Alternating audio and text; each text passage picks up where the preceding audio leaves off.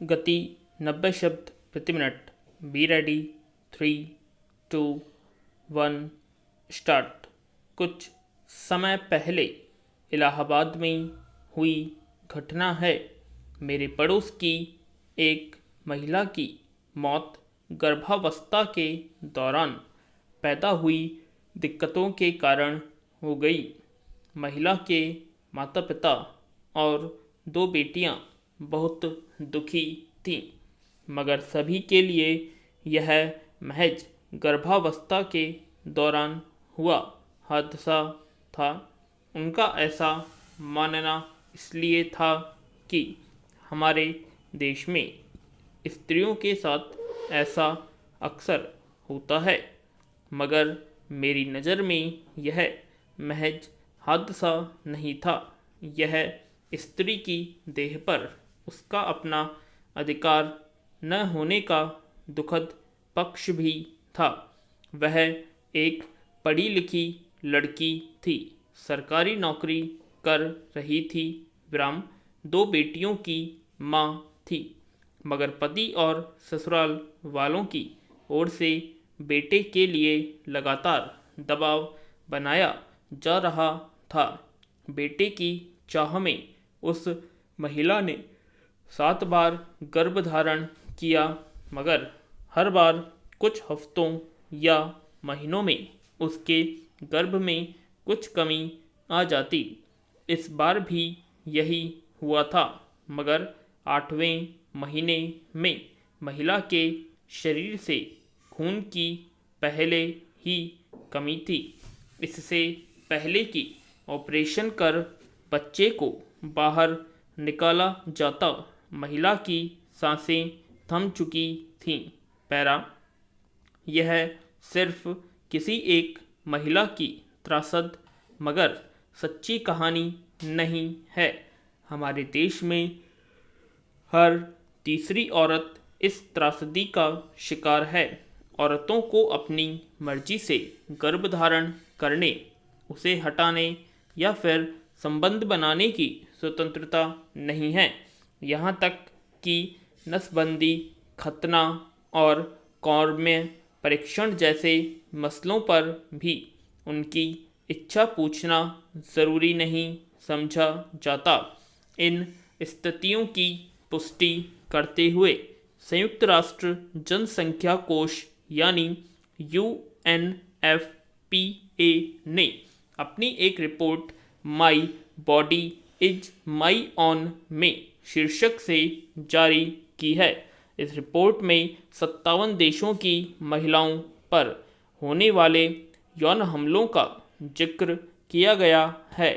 इन देशों की आधा से ज़्यादा महिलाओं को अपने शरीर से जुड़े मामलों में फैसले लेने का अधिकार नहीं है। मेरे पड़ोस की वह महिला ऐसे ही अधिकारों से वंचित महिला का उदाहरण है।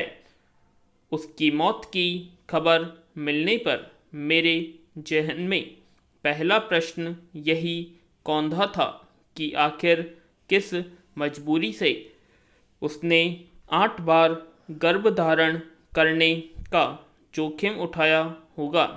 क्या हर गिरते गर्भ ने उसे अपने शरीर को लेकर अपना फैसला खुद करने के लिए चेतावनी नहीं दी होगी?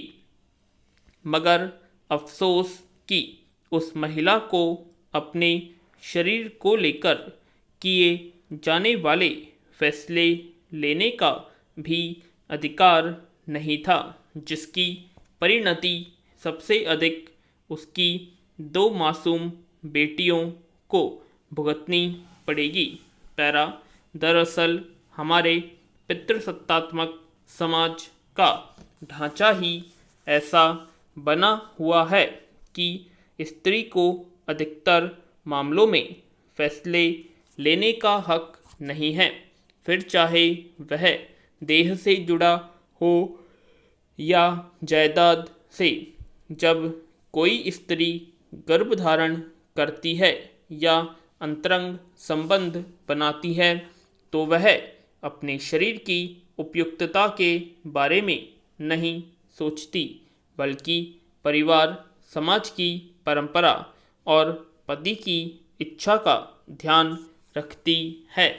ऑपरेशन से प्रसव यानी बच्चा पैदा होने के बाद डॉक्टर अगले गर्भधारण में कम से कम 3 वर्ष का अंतराल रखने की सलाह देते हैं, मगर महिलाएं इन बातों को लेकर अधिक गंभीर नज़र नहीं आती। पैरा ग्रामीण इलाकों में कम उम्र में ब्याही गई लड़कियां भी शादी के कुछ महीने बाद ही गर्भवती हो जाती हैं। न तो उनका परिवार और न ही वे खुद अपनी कच्ची देह के बारे में सोचती है।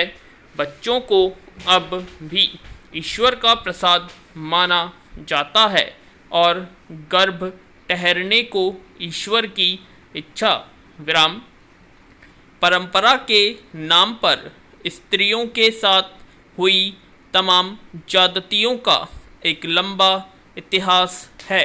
एक स्त्री जब गर्भधारण करती है तो उसमें शारीरिक बदलावों के साथ ढेरों मानसिक उथल पुथल भी होते हैं। वह गर्भावस्था के दौरान कई तरह की परेशानियों और तनावों से लड़ती है। क्या ऐसे संवेदनशील समय में अपने शरीर से जुड़े फैसले उसे खुद लेने का अधिकार नहीं होना चाहिए? फिर गर्भावस्था के दौरान ही क्यों? जब देह स्त्री की तो अधिकार किसी और का कैसे हो सकता है? पैरा हकीकत तो यह है कि समाज के लोकतांत्रिक होने की तमाम दुहाई के बावजूद लड़की विवाहित हो या अविवाहित, आज भी उसे खुद के बारे में निर्णय लेने का अधिकार नहीं है। अधिकतर परिवारों में जब तक लड़की का विवाह नहीं हुआ रहता, तब तक उसके माता पिता उससे जुड़ा हर फैसला करते हैं। फिर शादी के बाद उसके पति या ससुराल वाले। सच यह है कि एक विवाहित स्त्री को तो अपनी सुविधा के अनुसार कपड़े पहनने का भी अधिकार है, अब तक नहीं मिल पाया है। परिवार की परंपरा और सम्मान के लिए पढ़ी लिखी अपने पैरों पर खड़ी स्त्रियों को घूंघट करा दिया जाता है, गोदाना गुदवा दिया जाता है और पाँव भर कर पैरों में छागल पहना दिया जाता है। कुछ स्त्रियां गहनों से दबने और घूंघट में अपनी प्रतिष्ठा समझती है। ऐसे में विचार और व्यक्तित्व की विकास जैसे बाकी प्रश्न बेमानी ही लगते हैं। किसी भी आज़ाद देश और समाज के लिए यह स्थिति विचारणीय है। परंपरा व्यवहार में व्यक्ति की गरिमा को मजबूत करने के लिए होनी चाहिए। इंसानी समाज हर अगले दौर में ज़्यादा सभ्य होने का दावा करता रहा है, तो इसी के मुताबिक समाज के सबसे अहम हिस्से के तौर पर स्त्रियों के अधिकार भी सुनिश्चित किए जाने चाहिए। पूर्ण विराम।